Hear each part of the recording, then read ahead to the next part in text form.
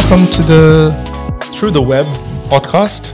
I'm your host, Tawsif. Dagogo from Cold Fusion. As you know him, he's famously known also for doing his finger-point guns, as he did towards the end of the last episode. But, you know, second episode. Mm-hmm. Exciting. Big milestone for us. Yep. We made it through one. We made it through one. I don't know if that was the clapping thing. It should go.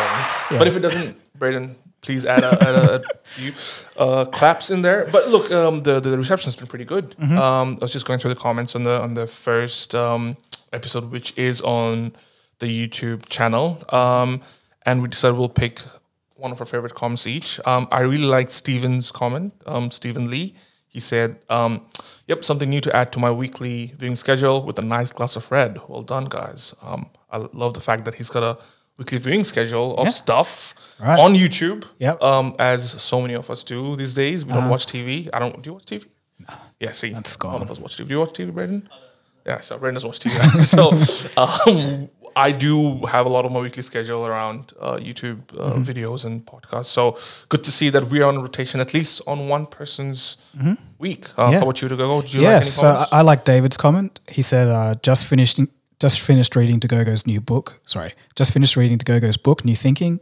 Some really cool ideas in there. Glad there's a podcast now. So it's, thanks, David. It's cool that you've read my book and more people out there should read it. And hopefully you guys keep enjoying this podcast. So we'll do our best. Also want to shout out to Jason Delau's comment where he says that, he would suggest us to collab with fellow creators and one-on-one interview with big tech people. That would be awesome, actually. It would be. I've actually had people say if I would get Andrew Yang on the podcast. But you know who Andrew Yang is? Is it the New York? Yeah, I think he's from New York, but essentially he campaigned in the last election on universal basic income. Yeah, he's. I think he ran for. He's based in New York. Yes. Yeah. So. Yeah, that would have been cool, but I doubt he'd fly the way to little old Perth for such a small podcast. So I think on all of the guests we get, we'll have to do it remotely. Yeah, that's the only downside of living in the most isolated capital city of the world. Actually, most isolated city with a population over 1 million. I'm pretty sure is the stat. Right. Yeah. So we'll need a fact checker on that. But I think we do want to bring in different people with different perspectives, and that'll open up a lot of the conversations as well.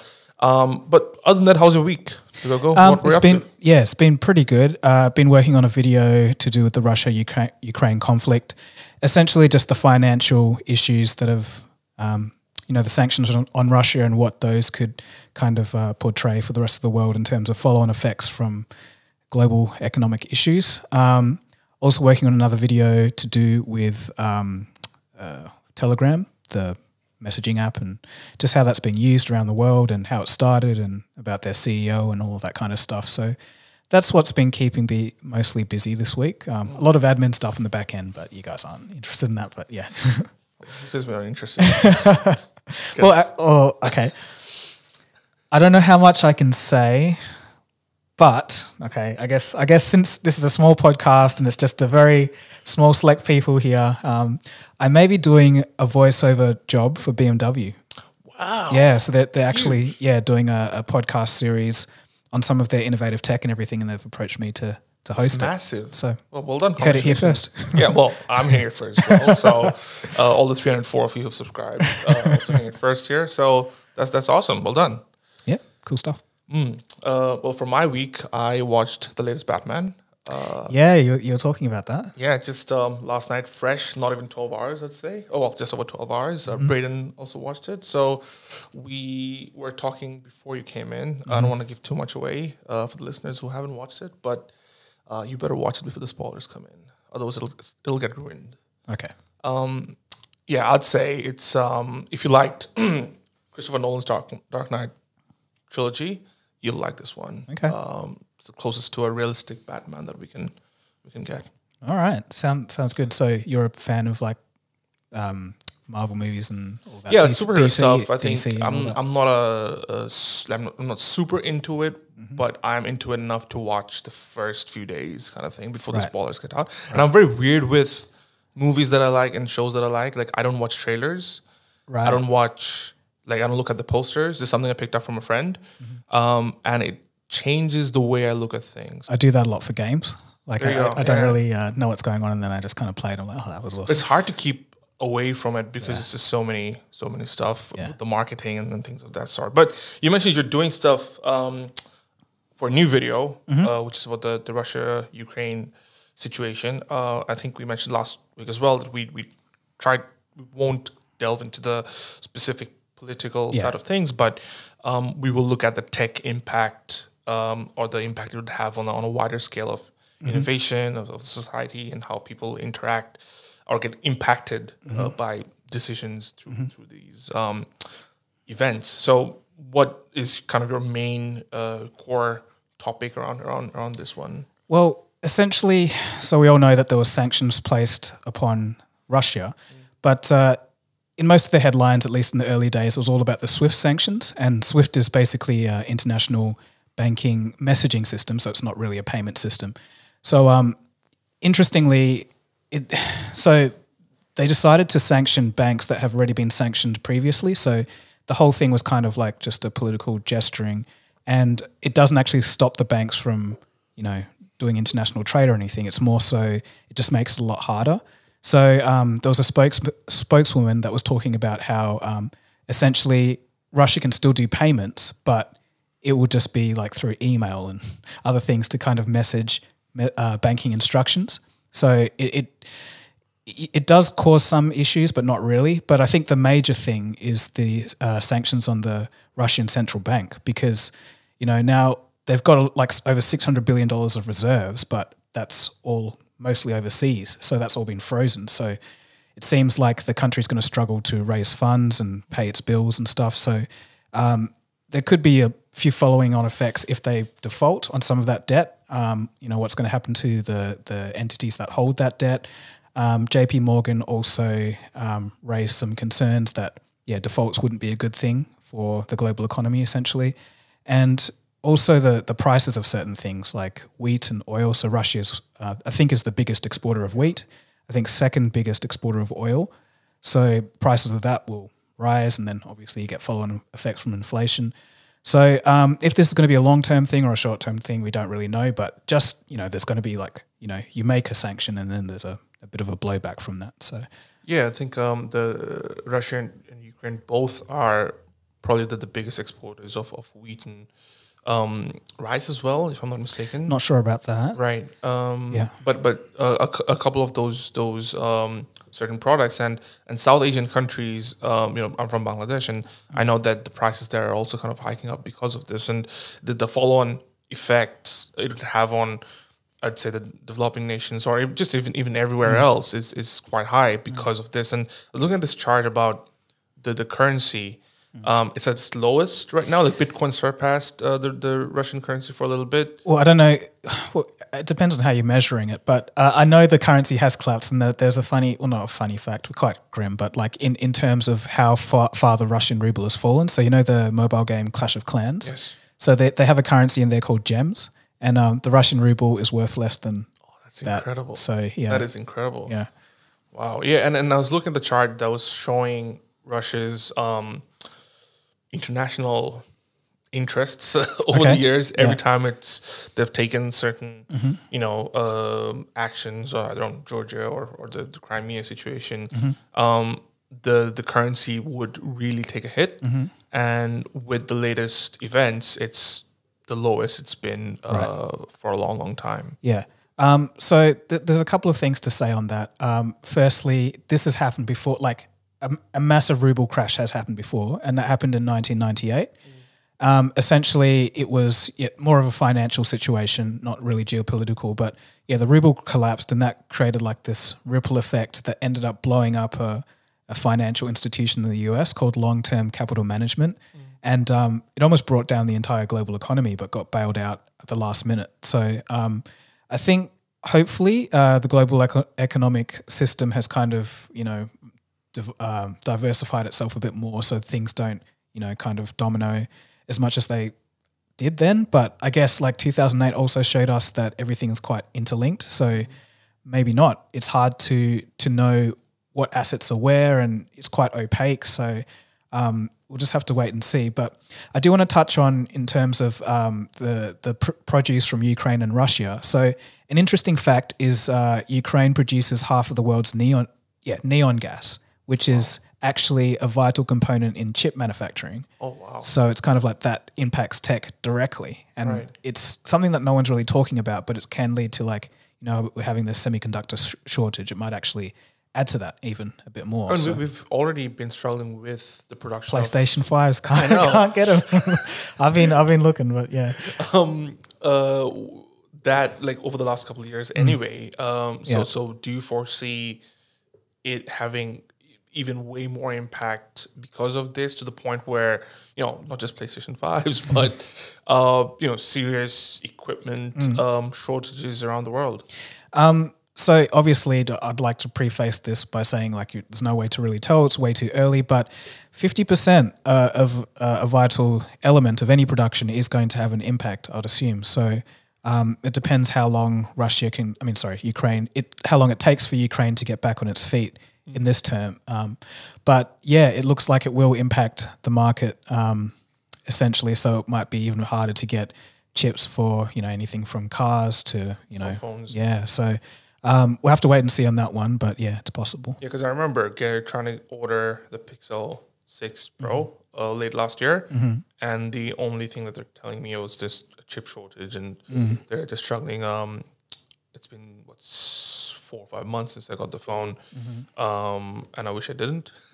Yeah, you said you had some problems with that one. Yeah, okay, it's not that bad. I'm exaggerating, but it's got issues. But anyway, going back to the whole Swift side of things as well. So as you mentioned, that Swift is a way that pretty much confirms, gives the instructions for transactions. Yes. With Russia not being able to use it, obviously it's impacting, you know, Russia itself. But how is it impacting others? Because a lot of the you know, worldwide organizations are in direct transactions with the Russian companies and so forth. So how is it impacting others? Because so does anyone specific own Swift? Well, yeah, in a way. So it's an organization. It's apolitical. They have a CEO. They have a board of members, but they don't facilitate transactions. It's only the infrastructure to keep it going. So essentially the servers and all that kind of stuff. They run it. They do raise revenue from essentially charging banks to join, and also per message they have a little fee that they cut some money off the top of. But as I mentioned earlier, it's for banks that are already sanctioned. So maybe it doesn't have that much of an impact, but I guess for banks that aren't sanctioned in Russia that are hit by this, I think it would just mean that the transactions will be slower. So it'll be slower to get payments for certain things, and that could hurt profits. It could, you know, make books a bit hard to kind of balance, but it's really hard to say at the moment. But on that topic of like the SWIFT system, Russia's actually kind of made their own moves to build their own. So, you know, in 2014, how there was the last skirmish in Ukraine by the Russian invasion, they actually started their own system called the SPFS, I'm pretty sure, which is like the system for the Russian central bank or something. Essentially, it's another SWIFT system, another messaging one. And they've just opened that up to Belarusian banks. And they have 399 members, I'm pretty sure. So just a little bit over our subscriber numbers. One bank per subscriber.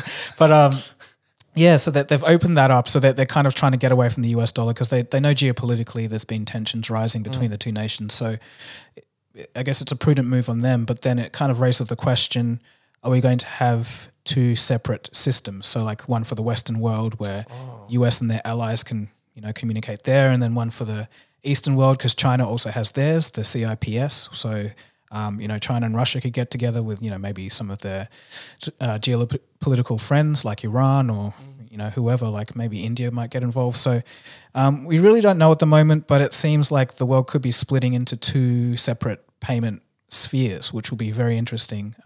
It could have some effects on whether the dollar remains, you know, the one currency, because America's kind of been using the dollar to kind of punish people with a big stick. It's like, we don't like what you're doing, sanctions. But then, you know, these countries could be like, okay, we'll just make our own. And then it's like they have no more leverage. I mean, in a lot of ways, crypto was that promise in some ways where just one country or one organization won't be able to control it all, right?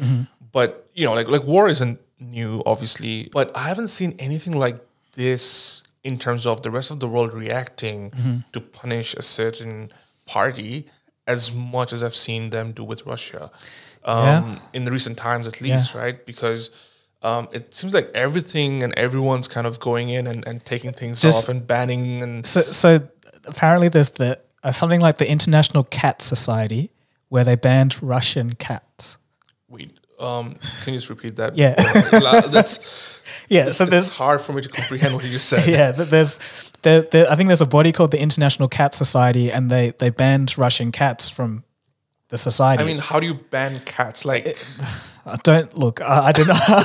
I didn't write the rule, but yeah, that's what they've done. So I think I'm saying that to highlight just how far this has really gone, because I guess it's important for everyone to note that this is kind of Putin's war. It's not really the Russian people. So it's like a lot of these, you know, actions by companies, whether it's like Visa and MasterCard or impacting the Russian people. Yeah, or Apple banning sales. It's not, you know, I can understand the sentiment. It's like, it's good maybe to stand in solidarity with the Ukrainian people that are being attacked. But on the other hand, it's hurting people that didn't want this war as well. I saw a lot of the videos of Russian people protesting against the whole thing, right? So, I get what you mean, but I still don't understand. How do you ban? Do you have a cat? No, I don't have a cat. Brayden, do you have a cat? Okay, so my next question would have been, is it a Russian cat, right? And how does it impact the Russian cat? I don't have a cat either, but I got to look it up, man. It's going to do my head in for the rest of the podcast. It's like, what does it even mean? Yeah, it's weird, right? It is weird. But, but you're right. As you were saying, like this is the furthest action we're seeing against a country. But I think it's because a lot of the international community doesn't want to see an escalation between NATO or the US and another nuclear power that's, you know, really flexing its muscles at the moment, because everyone knows that that's not a good outcome. So I think they're just trying to push as much deterrent on Putin as possible. Yeah. So they're pulling out all the stops, really. One thing you mentioned as well was RT, which is Russian Today, being banned on YouTube. To be fair, I've seen RT a lot over the years, and I must, you know, admit that it wasn't all very what's a nice diplomatic way of saying it? It wasn't all very clear cut in a lot of the way they cover stories, right? It's very similar to American, you know, far end media entities as well. So what do you think about that? Like what are your opinions? I think it's, you know, Russia Today is a government-backed Russian TV station. So obviously they're going to say the Russian side of things, be anti-America and all of this. But again, like I'm quite a, you know, everyone should kind of have their voice kind of person. So I think it's important to have the other side as well. So, you know, when you're playing, you know, a game of chess or whatever, you want to know what your enemy is doing or planning. So it's like, it could have been beneficial to kind of see what, you know, the Russian diplomats are saying to the Russian people and all of that kind of thing. So I'm leaning towards it probably wasn't the best to ban them. Maybe, I think they do already have a statement saying like this is Russian-backed media, but yeah, that's my view. What about yourself? You know, I think it is a very hard topic for me in terms of, you know, like banning things off of internet. Like I take a very certain stance as to like you shouldn't ban 99% of the things online.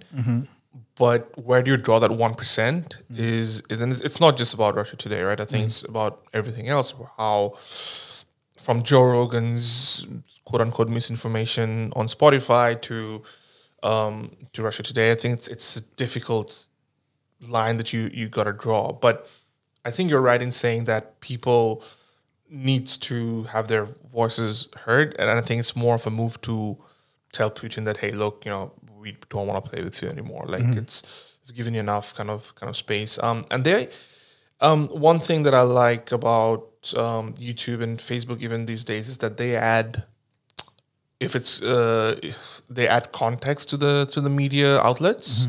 So they'll say that it's owned by, you know, the Russian government, or it's partially owned by Qatari government, and I don't know how much of that helps instead of banning altogether, because I don't think people look at that stuff, right?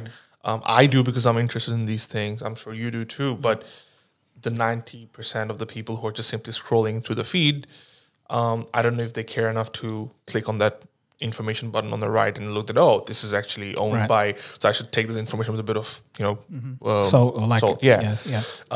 So yeah, it's a difficult stance to have, especially in these times. I agree with that. I think maybe most people don't look at that kind of thing, but it is probably a good thing that they put a bit of context to what you're watching, because it's kind of like, it could have, I guess when you see that, it could have some further, it could allow you to think a bit more about the information you're watching. It's like, oh, this leans this way, so it may, what they're saying may not be 100%. So the way I consume information is usually, I even before all this stuff, like I would intentionally pick out two extreme points of views. So if there is a certain event that's happening, I would first of all look everything at face value, and then I'd go to two extreme viewpoints and pick up that, okay, what are these people saying? What are they saying? And then come to a conclusion, which is why I tend to be more centrist. And I know a lot of people don't like the term centrist because you think you have to pick a side, and some people say, oh, centrist means you're the other side, right? Yeah, exactly. The left says centrist means right, the right says centrist means left. Yeah. So with that, like I've certain viewpoints that are leaning towards right and certain viewpoints that lean towards the left. But generally, if I kind of were to draw like a chart, it'd be very much close to the center. And I think that's because of the way I consume information, right? And I think that's the better way to do it, because if you're only consuming news from one viewpoint, you're missing out like the complete other side of the story. So I think the best thing is to have both extremes, or two sides, and then kind of make your own decision. It's very interesting, like the two-side debate, and how much people don't do that, I think is interesting as well, because it's like what causes a person to look at two sides, and what causes a person to just, have information thrown at you, be like, oh, that's true, and just keep on moving, So, yeah. Yeah, I think that that's a nice segue to the other topic that we wanted to talk about, was the podcast from Lex Fridman. I hope I'm saying it right. It's with Mark Zuckerberg. It's like almost a 2-hour long interview. And honestly, it's one of the most honest, transparent interview I've seen any CEO do in a lot of ways, because the questions that Lex had asked Zuckerberg were very, very personal, intimidating. It's what we wanted to know. Exactly. And that's what I loved the most about the podcast, is that there was no, bars held. And then I think the overall responses from Zuckerberg is something that it's the reason why I tend to, go side with the big tech, as I mentioned in the previous episode as well. So enough people will say he's getting paid by by Facebook and by Twitter. I wish. Like if Zuckerberg sees this, just hit me up, man. But I don't know. Did you watch the podcast? I've seen about 3/4 of it now. Okay. It's busy editing, so I didn't get to quite finish it. But I think everyone's saying that Zuckerberg portrayed himself quite well and everything, and I agree, it did great for his PR. But I think the real hero is Lex. I think the questions that he asked and the way that he conducted the interview, I think was brilliant. So we got to really get inside Zuckerberg's mind about what he thought of some pressing issues, and the whole thing in summary just reminds me of a statement I made during the Quibi video. I don't know if you've watched that one, but the statement is, to build is hard, but to criticize is easy. So I think that's what a lot of people have been doing on Zuckerberg and Facebook, and me included, because obviously it's if you think about what he's doing day to day, running this huge company, and having the world is basically against you as a single person. It's quite literally against him. Yeah, he's one of the most hated people. Scored what was it, like 50-something%, and Elon Musk was only like 26% against. So yeah, it's the consensus is Zuckerberg sucks, and just to have that on you. But it seems like he's kind of taken it from the side of looking at it like, well, if you're just the face of any big company, you're going to get a lot of hate. So yeah, I think it was very interesting to see his insights and how he states that he's not actively doing things to make people mad, but it's just kind of human nature. Like if you're going to have a lot of people talking to each other, you're going to have the skirmishes and everything, and they're doing their best to prevent that. So, all in all, I think it was pretty interesting. What about you? Yeah, dude, I loved it because I'm already in I obsess over social media and tech and things, which is why we do this podcast to start with. But the one thing you mentioned that's easy to criticize and hard to build. I mean, just take a look at the podcasts we're doing right now. It's just the three of us. And the amount of communication, the planning and stuff, like it takes up a big chunk of our week. And now imagine running Facebook or Meta, right? It's a whole different world. And I think a lot of people don't have, and rightly so, like not everyone will be able to empathize with a billionaire who's running the world in a lot of ways, but it is difficult when there's a target out on you. And the good thing about, the one thing that kind of stood out for me that Zuckerberg said was that he intended to build the company in the way that humans will use it as a tool to connect with other humans, as opposed to other social media platforms which were used to connect with the tech. So, the idea of, for example, Instagram and Instagram's with Facebook now, but the idea of simply just posting photos or simply posting videos, like the engagement factor, I think Facebook actually pioneered that in a lot of ways before a lot of the other big social media platforms adapted it, right? And obviously everybody kind of takes and picks and uses it for themselves in a lot of ways, but I think that stood out. And when I think back that, okay, the idea of having Facebook groups or having emojis to react to certain, showing emotions, or just finding friends that, you haven't connected to with, 10 or 20 years. And obviously some people don't like it, but the idea has always been, I think, human centric. Even the idea of metaverse, the way he explains it, is the fact that it's not for you to get lost or immersed into simply building a fantasy world. It's actually so that you can build an avatar to connect with someone you can't be in the same room. Like just earlier on, you mentioned about having a guest who we can't bring here in Perth. What if it was done on Metaverse, where we have our avatars and it feels like we're in the same room, right? I think those things is what I really liked, the way he explained it. And there's something I used to think all the time as well. Like it's the way I used to see it, that's how I interact with social anyway.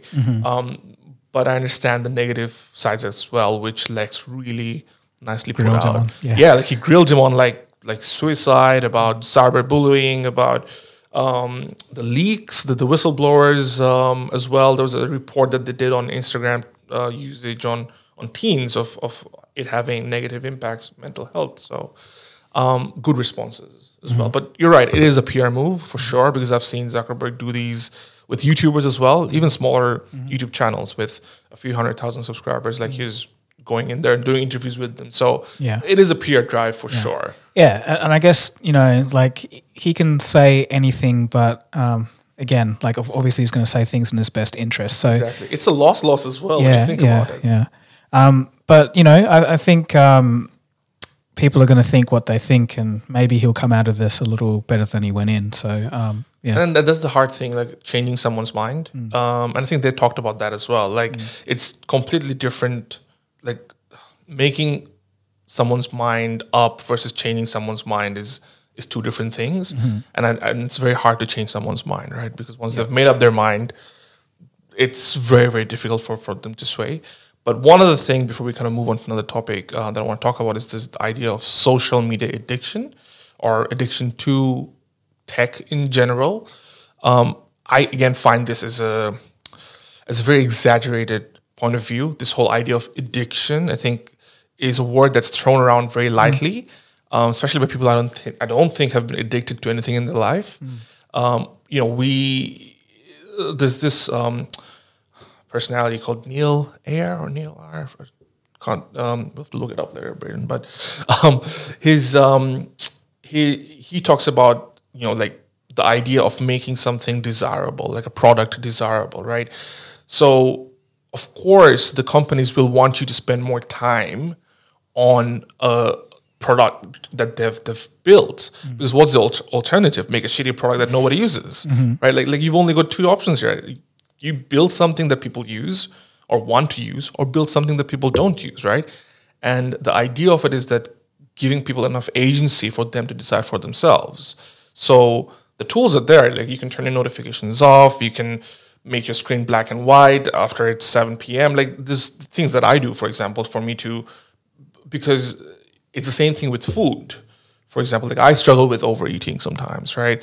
I struggle with caffeine overdose sometimes. Not overdose, but like I'll have a cup too many. So I don't know about you. Like, do you have certain things that you think it's just simply part of your routine and less of a addiction? Because brushing your teeth every night to someone might feel like it's addiction if you kind of put it that way, because they're brushing their teeth every night. Well, I think by definition, addiction has to be pathological. I don't think. I know, but a lot of the use of social media is simply routine based. That I'm on the bus, I'm just going to take my phone out and just check what's up, right? If you take it away, would they? But I've heard of stories like that. And if you've ever forgotten your phone for a day or something like that, you get phantom vibrations in your pocket or whatever. So I think there is a point. I think we shouldn't throw the baby out with the bathwater. Yes, the term has been overused, but I think it can be a real problem for some people. If someone is inclined to always, it's kind of like a soothing mechanism for them, maybe just to scroll through a feed or like have the want to see what other people are doing. I think they may struggle if they don't have that in their daily routine. And, maybe it takes, the old saying, it takes 2 weeks to break it's 2 weeks to form a habit. So I don't know how long it would take to break an addiction, but maybe they just need some time off it or whatever. But I think, for some people, especially for people with developing brains, where they have always grown up with this and they don't know anything different and it is such a part of their life, I think for them, that's literally how their brain has developed. So I think I think there was some science that was saying that for developing brains, social media and so much screen time is not good. I agree with that, though. I think for anyone under 18 or even like a certain age bracket, the amount of screen time isn't good. And I agree that there are people who will struggle with these things, but I think the day-to-day verbiage that we use on just regular articles, it just feels very skewed towards hating on social media, even though when something like that isn't present. But the real topics is what you just mentioned, is that like there are people who genuinely struggle with mental health, and because that all kind of gets grouped on, like someone like us who are reliant on tech, we tend to use social media and get updates every now and then. Like what's your use? Like what's the relationship with tech? So someone especially being so. So for me, it's like social media is quite a broad term. So when I was doing my video on Twitter, I actually learned that Twitter isn't a social media network. It's actually an information network. And I believe when you look at it like that and you have the right people that you follow or the right media organizations or tech sources or whatever, it can be a very powerful tool for just learning about different things and updates and like information that it can be amazing. So I see that as a positive, and that's actually what I spend most of my time on, just seeing what's coming up, what's the latest and all of this. But in terms of Instagram and Facebook, I don't really use it in the traditional sense. So it's like, what's Harry up to today? And Billy's got a nice hat and all of that kind of stuff. It doesn't appeal to me. He does have a nice hat. Yeah, Billy's awesome. But yeah, that kind of thing doesn't really. It just, I guess when I was younger, maybe during early uni days and late high school, it was cool to see that kind of stuff. But now it's just like, and I also think no one really cares anymore, to be honest. Did you have High Five? No, I was MySpace. Okay, that was my thing. You know High Five? No. Okay. Oh. So that's the volume control for Brayden. So. MySpace, yeah. So I had MySpace as well.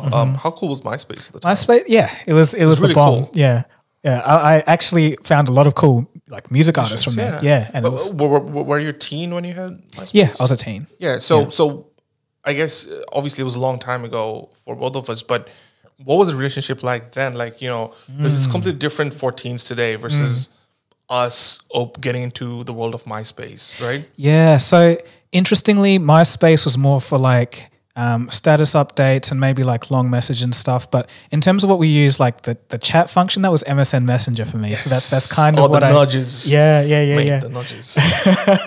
So that's what I did. And so I don't know, thinking back to that time, really it was more about just an advanced form of text messaging is what it seemed to me. So like it really was about just the core aspects of keeping communication with those people. There was no advertising. There was no all this other stuff that comes along with social media today. So I think it was a lot more pure in that form and a lot more free and discoveratory because like, people could personalize their MySpace profiles. You'd have a song playing. Could be annoying, but still it was there. You could find all these artists and it was like, oh, wow, this is new and exciting and like there's so much customization and I can make it mine. But now it feels like it's kind of, you just have this thing that is your Facebook profile and all of that, your identity online, and then you're kind of the same as everyone else, and it's kind of this thing where you have no control, like there's a feed that you can't do anything with, you can't go to anywhere else and other pages and to have like something that feels like it's not being, like you weren't kind of tricked into going there in a way, like an algorithm's always between you and the content. It's like not pure, if that makes any sense. But yeah, how about yourself? Yeah, and I think with MySpace, I think you're absolutely right. Like it felt very organic in a lot of ways, but then we could also be biased, like in like terms nostalgia, of nostalgia. Yeah, we only remember I read this thing about it's research, and I could be wrong in terms of quoting it, but we tend to forget the bad things faster than the good things, which is why everything nostalgic feels good. Right. Which is also why when you usually go back to your exes because you only remember the good things and not the bad things. Yeah. So I think it's similar for us about MySpace. Like we think it's awesome, but I remember at the time the teenage angst, like putting up email status updates and things of that sort as well. But you're right, we weren't. Oh, sorry. Remember the chain messages, the spam? Yeah, of course, dude. Sorry, I just remembered. But yeah, anyway. Yeah, but that's the earliest, forms of human psychology that I think is on steroids right now. Yeah. I think it's just at scale, 24/7, all the time, right? And I think that's why a lot of the criticism comes from that, because MySpace back then, we didn't share a lot of political stuff. There's two sides to it, because MySpace, like that was like what, maybe 04 to like 08 kind of thing. Yeah. Nothing with like Iraq War, but nothing as much was really going on versus today. If you really think about it. I agree, but it could be argued as well that because we didn't have a platform, we didn't talk about these things as much. Not just that. I'm just talking about the news cycle. Right, like there just wasn't as much going on. But I think in saying that, we are more polarized for things that don't matter. For example, cats being banned off of that. I still don't get it. Cats in Russia are being banned for what? But again, an interesting, almost naturally, the segue from MySpace to because you're a musician, right? Like with Burn Water, you should everyone should check it out. With Burn Water, do you have a Bandcamp? I do. Yeah. Okay, so one of the biggest, well, not the biggest, but one of the more trending stories this week was that Epic Games, the creators of Fortnite, have recently acquired Bandcamp. So for those who don't know, Bandcamp is not a social media platform, but it is a platform for independent artists to showcase their music and for their audience to buy directly from the artist. And the reason why Bandcamp is very popular is because it gives a very healthy profit to the artists themselves. It leaves a lot of the control for the artist to do it. So what's your experience as an artist on Bandcamp? Yeah, quite good. So you have people that in a way can kind of subscribe to you. So whenever you have a new release, it goes out to all of them.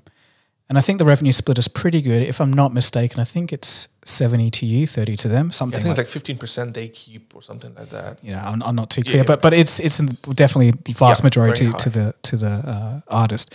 And it's good. It's quite easy to get your stuff on. Like for example, I'm releasing my stuff on Spotify as well, but that takes like a long clearing process and a few weeks to process and everything. With Bandcamp, it's just straight up. So quite easy, and a lot of it's quite a good community there. People can message you and that kind of thing.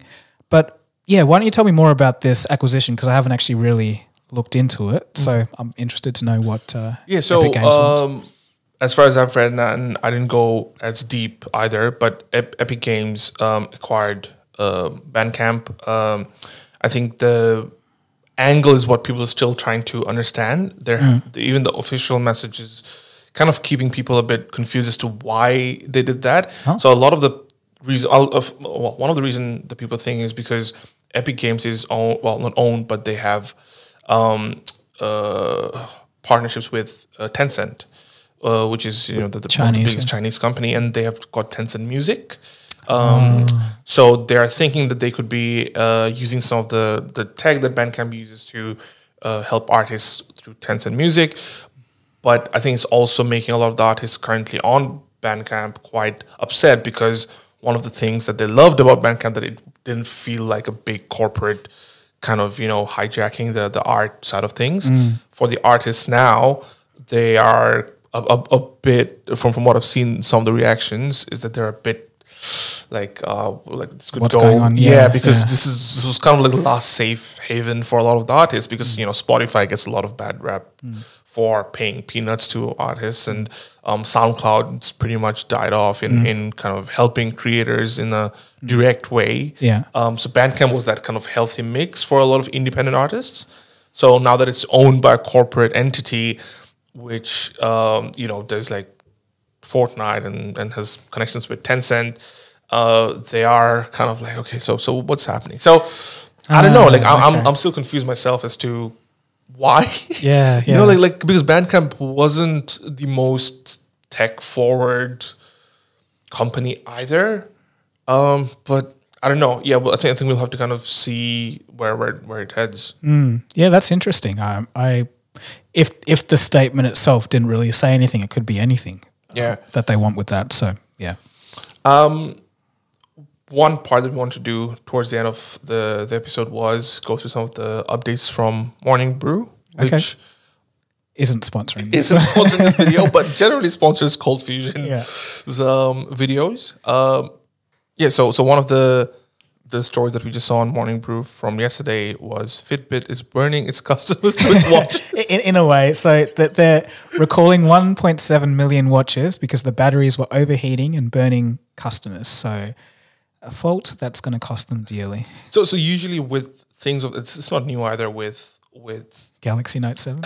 No, I was going to say with phones as well, and a lot of the other products. So why do you think that happens? Because you've covered tech for a long, long time, right? And it's not a new story. And it almost seems like these companies don't learn, because I think the first, I don't know, at the start of the decade or last decade, you could have been okay, phones burning, new smartphones, fair.